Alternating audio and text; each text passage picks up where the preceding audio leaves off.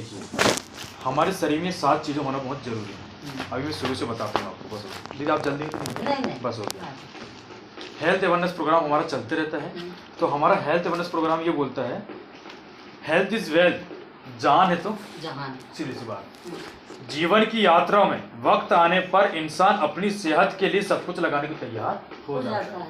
अभी आपकी इच्छा ये हो रही है कि आपके बाबूजी खड़े होकर थोड़ा चल फिर सके ताकि सहारा की जरूरत ना पड़े। इसके लिए आप जितना चाहे आप लगाने की कोशिश कर रहे हैं। आप कर रहे हैं, देखिए जी उम्र में। दूसरा ये पहले कर देते तो जे आते ही नहीं आते। आपने गाँव की भाषा में हमारे मीडियम परिवार के व्यक्ति क्या बोलते हैं, वही कहते हैं जवानी में ऐसे करेंगे तो बुढ़ापा में लात मारेंगे। यही होता है, क्योंकि आजकल आपको किसी सगे नहीं है, क्योंकि जो कलयुग है। पहला सुख निरोगी का आया, हम ये जानते हैं मानते हैं लेकिन हम इसके लिए कुछ करते नहीं है, सीधी सी बात। फिर अगला WHO ने बोला, स्पष्ट तरीके से बोला हुआ है कि एक स्वस्थ शरीर में व्यायाम का योगदान 30% चाहिए और पोषण का योगदान 70%। मगर हमारी जीवन शैली में हम इतने ज्यादा बिजी हो गए कार्यप्रणाली में, हम खा तो लेंगे पर व्यायाम नहीं करते। क्यों? व्यायाम करने की फुर्सत नहीं है।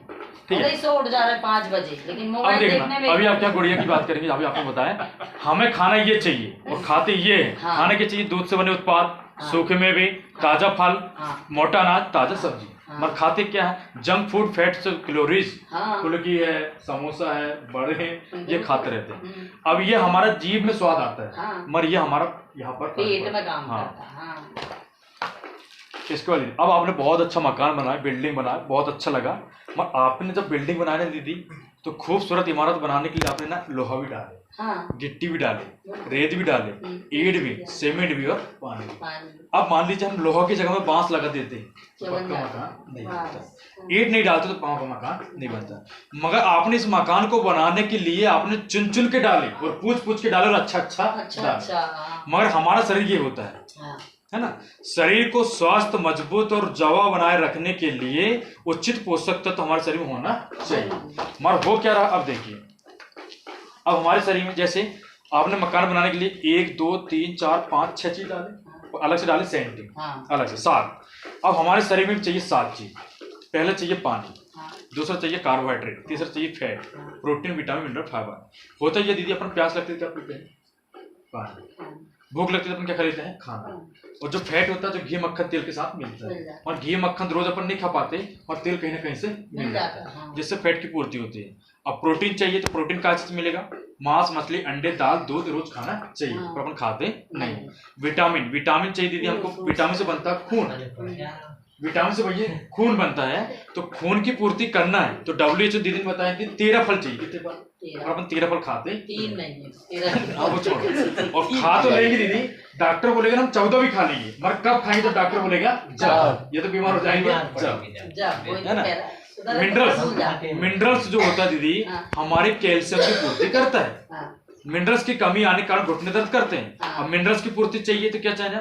गुड़ खाना पड़ेगा, सूखे में भी काजू, किशमिश, बादाम खाना पड़ेगा, मगर अपन खाते नहीं। फाइबर जो होता है, अब इसको मैं शुद्ध देहाती भाषा में बताता हूँ। फाइबर होता है मोटा अनाज।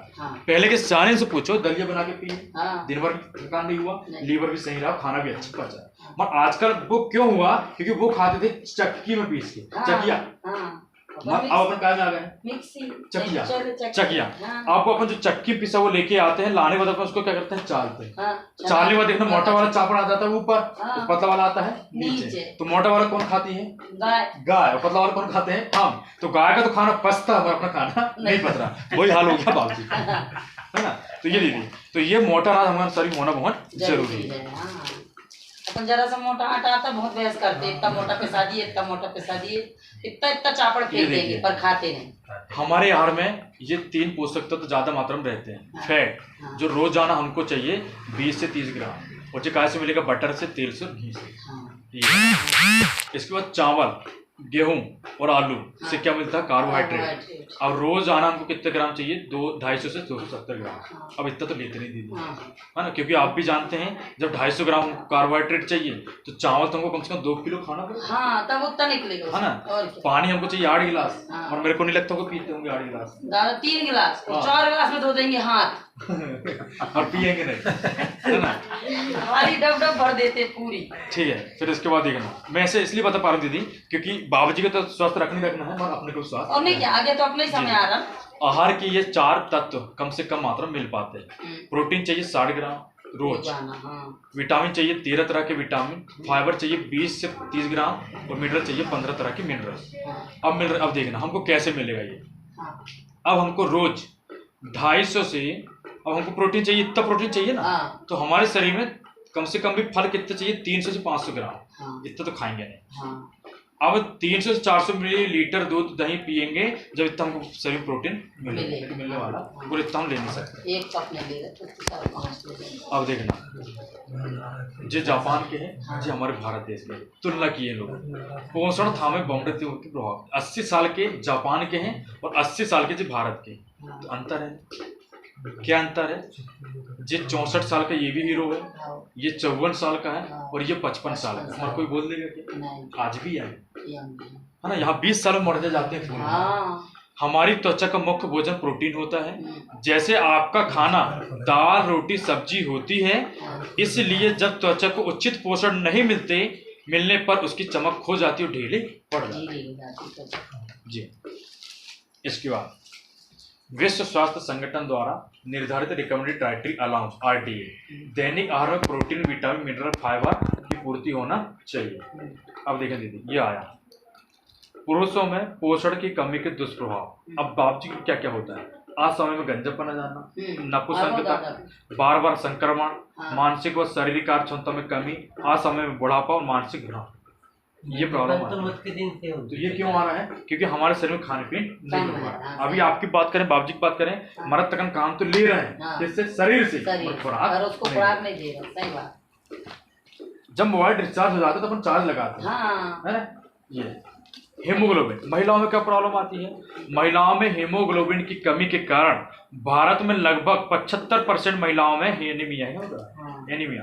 तो प्रॉब्लम क्या आती है? कमजोरी, थकान पर बार बार बीमार होना, कार्य क्षमता में कमी, आयरन की कमी से होने वाले लक्षण और चिड़चिड़ापन ज्यादा।